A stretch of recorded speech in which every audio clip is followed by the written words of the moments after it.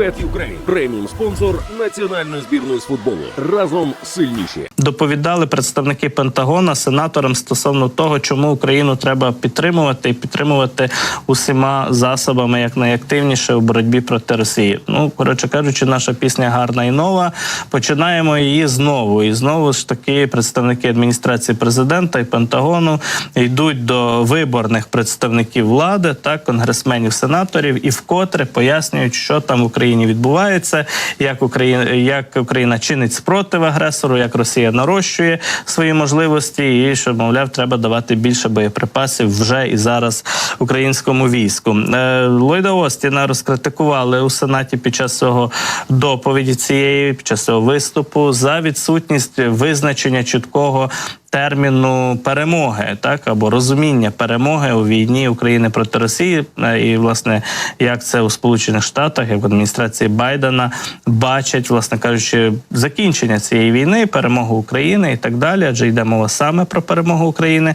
І на питання одного із сенаторів-республіканців Ллойд Остін почав дуже так оптічно відповідати, що, мовляв, ми за перемогу України, але перемога України – це, мовляв, в майбутньому квітуча, демократична, заможна Україна, яка може собі забезпечити свою оборону, свою суверенність і відбити російські, скажімо так, загрози всі. І ясно, що сенаторів далеко не всіх ця відповідь задовільнила. Послухаймо фрагмент, як це виглядало, як цей діалог і полеміка в Сенаті між Ллойдом Остіном і політичними опонентами демократів звучала.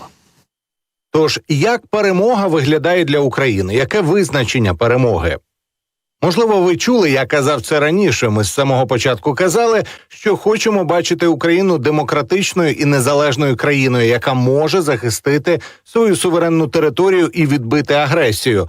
Чи це передбачає, що Крим є частиною України? Так, Крим – це частина України. Гаразд, чудово. Чи для закінчення війни Україна має контролювати Крим? Зважаючи на зміну ситуації у майбутньому, я б не робив передбачень, що вирішить президент Зеленський.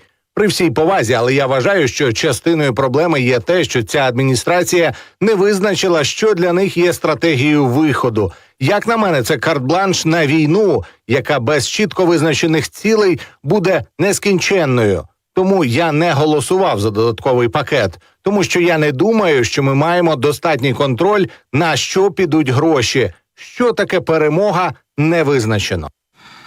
Ну, ось так. Бачимо, що республіканці кажуть, що вони не голосують за цей пакет, оскільки не зрозуміло, на що саме будуть витрачати кошти, немає чіткого визначення стратегії, руху далі вперед, з чим Україна має вийти з цієї війни, з якими територіями, зрештою. Бачимо, що дійсно на питання про те, чи має Україна повернути контроль над Кримом, у Ллойда Остіна чіткої відповіді немає. Він каже, це вже там президенту Зеленському вирішувати, як там ситуація обернеться, ми до кінця не знаємо.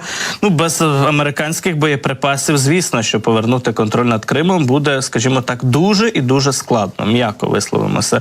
І це Ллойд Остін добре розуміє. Те, що він починає, так би мовити, ухилятися від прямої відповіді, часто йому не робить, але зрозуміло, що це частина внутрішньополітичної полеміки, змагання передвиборчого, хоча це президентські вибори, але будуть там і частково, власне кажучи, вибори і в Конгрес супроводжувати ті президентські вибори, то якраз тут не хоче себе завести на слизьке, так би мовити, Ллойд Остін, дати ті обіцянки, яких він потім і виконати не зможе. Але зрештою ми бачимо, що в адміністрації Байдена справді твердої, сильної позиції стосовно підтримки України не мають. Республіканці це відчувають і на це тиснуть, що ці оптічні формулювання, вони нікого не переконують стосовно підтримки України, стосовно того, що Сполучені Штати далі активно мають брати в цьому участь.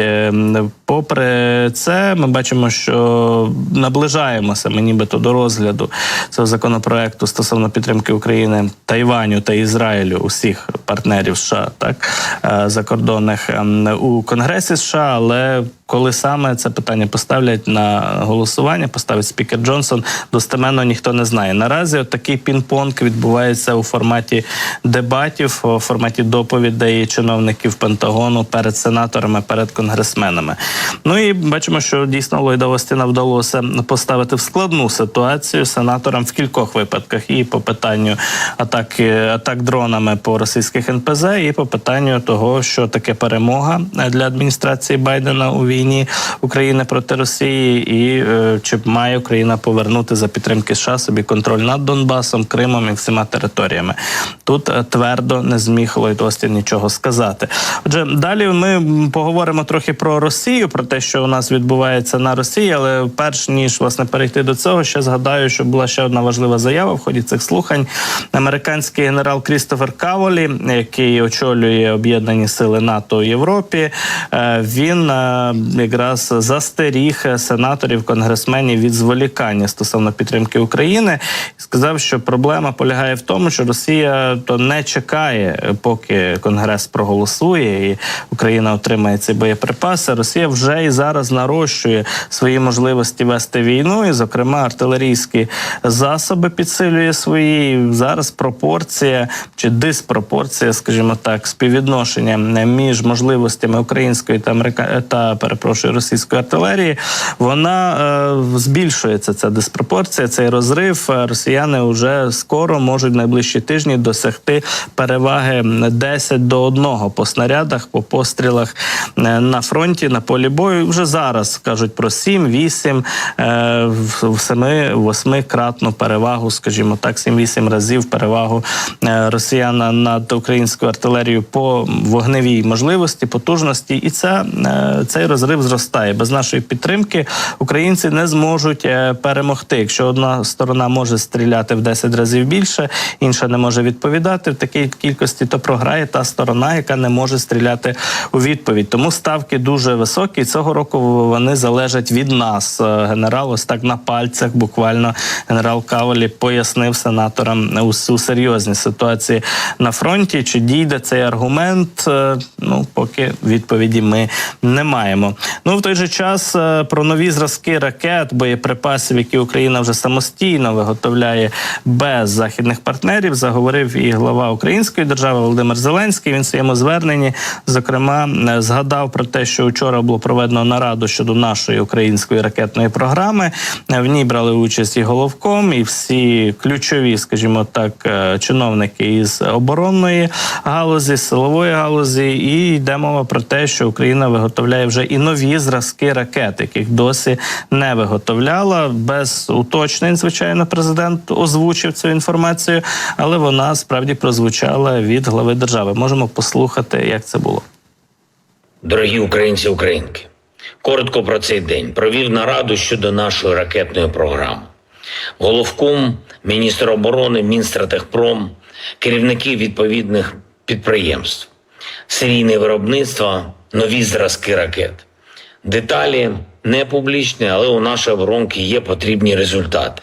І головне, щоб тепер армія реалізувала ці результати. Проговорив сьогодні і поточну ситуацію на передовій із Головкомом. Була також доповідь керівника ГУР.